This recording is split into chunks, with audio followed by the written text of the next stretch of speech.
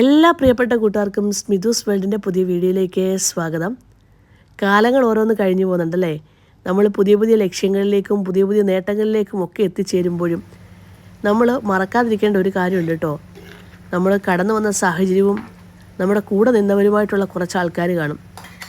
അവരെ ഒന്നും മറക്കുകയേ ചെയ്യരുത്. എല്ലാവർക്കും നല്ലൊരു പ്രഭാതം ആശംസിക്കുന്നു.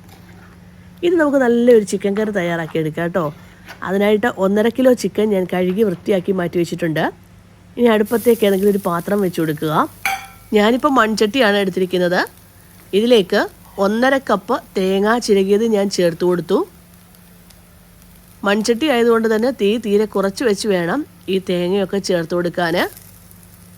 5 ചെറിയുള്ളി അരിഞ്ഞതും അതിനോടൊപ്പം തന്നെ 1/2 ടീസ്പൂൺ പെരിഞ്ജീരകവും 3 ഗ്രാമ്പൂവും കൂടി ഇതിലേക്ക് ചേർത്ത് കൊടുത്ത് നമുക്കൊന്ന് വറുത്തെടുക്കാവുന്നതാണ്.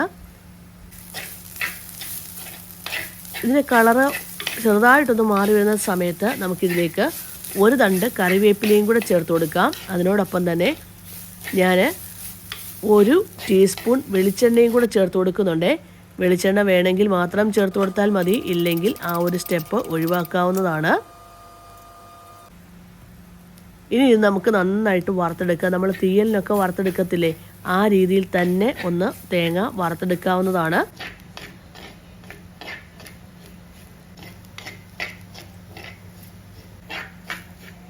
ഇപ്പം തേങ്ങയുടെ കളറൊക്കെ മാറി വരുന്നുണ്ട്. ഈ മൺചട്ടിയിലായതുകൊണ്ട് തന്നെ ഉണ്ടല്ലോ നമുക്ക് നല്ലതായിട്ട് വറുത്ത് കിട്ടും കേട്ടോ. ഇത്രയും കളറ് മാറി വരുന്ന സമയത്ത്, അതായത് നന്നായിട്ട് കളറ് മാറി വരണം, എന്നാൽ കരിയുകയും ചെയ്യരുത്. ഈ ഒരു സമയത്ത് ഇതിലേക്ക് 1 ടേബിൾ സ്പൂൺ മല്ലിപ്പൊടി, 2 ടേബിൾ സ്പൂൺ മുളക് പൊടി, ഇത്രയുമാണ് ഞാൻ ചേർത്ത് കൊടുത്തിരിക്കുന്നത്. ഈ സമയത്ത് തീരെ കുറച്ച് വെച്ച് വേണം മുളക് പൊടിയും മല്ലിപ്പൊടിയും ചേർത്ത് കൊടുക്കാൻ. നല്ലതായിട്ട് ഒരു 5 മിനിറ്റ് നേരം നമുക്ക് വീണ്ടും ഒന്ന് ഇതിനെ ചൂടാക്കി എടുക്കാം. അത് കഴിഞ്ഞ ശേഷം തീ ഓഫ് ചെയ്യാവുന്നതാണ്. മൺചട്ടി ആയതുകൊണ്ട് തന്നെ പെട്ടെന്ന് തന്നെ തീ ഓഫ് ചെയ്യാം. എന്നിട്ട് ഇത് ഈ മൺചട്ടിയിൽ വെച്ചിരിക്കേണ്ട, വേറൊരു പാത്രത്തിലേക്ക് മാറ്റി കൊടുക്കണം. ഇല്ലെങ്കിൽ അവിടെ ഇരിക്കും തോറും ആ ചൂട് കൊണ്ട് ആ പൊടികളൊക്കെ കരിഞ്ഞ് നമുക്ക് ചിക്കന് നല്ലൊരു ഫ്ലേവർ കിട്ടില്ല. അതുകൊണ്ട് തന്നെ വറുത്തെടുത്ത ശേഷം വേറൊരു പാത്രത്തിലേക്ക് ഇതിനെ മാറ്റി കൊടുക്കണം. ഇനി നമുക്ക് ചിക്കൻ കറി തയ്യാറാക്കാൻ തുടങ്ങാം. അടുപ്പത്തേക്ക് മൺചട്ടി വെച്ചു, വെളിച്ചെണ്ണ ഒഴിച്ചു. വെളിച്ചെണ്ണ ചൂടായി വരുമ്പോൾ ഇതിലേക്ക് 2 ടേബിൾ സ്പൂൺ തേങ്ങാക്കൊത്ത് ചേർത്ത് കൊടുക്കാം. തേങ്ങ ചെറിയ കഷ്ണങ്ങളായി മുറിച്ചെടുത്തതും അതിനോടൊപ്പം തന്നെ 1 തണ്ട് കറിവേപ്പിലയും കൂടെ ചേർത്ത് കൊടുക്കണം. ഈ കറിവേപ്പില ഞാൻ കുറച്ച് നാളുകൾക്ക് മുമ്പ് തന്നെ ഫ്രീസറിനകത്ത് ഐസ് ക്യൂബ് ആക്കി സൂക്ഷിച്ചതാണ്. ഒട്ടും അതിൻ്റെ മണം ഒന്നും പോയിട്ടില്ല കേട്ടോ, നല്ലതായിട്ട് തന്നെ ഇരിപ്പുണ്ടായിരുന്നു.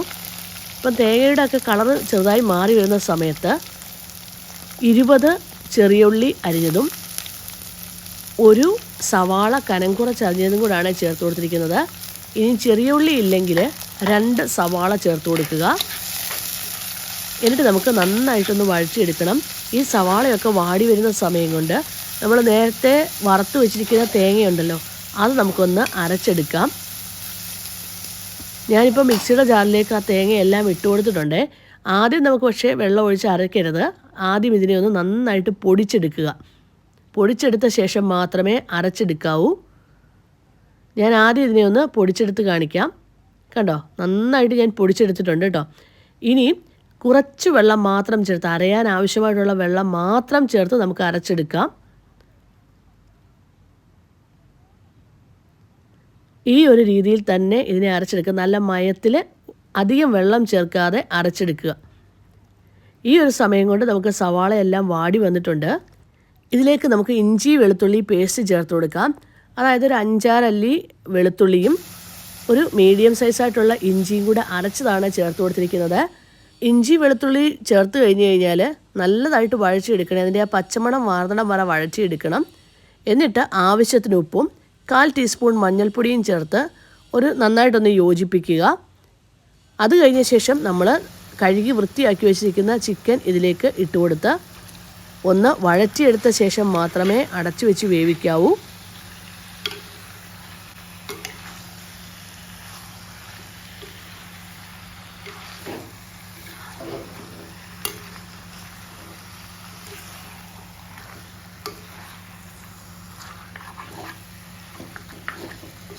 ഇപ്പം ഞാൻ ചിക്കൻ നന്നായിട്ട് വഴറ്റിയെടുത്തിട്ടുണ്ട് കേട്ടോ.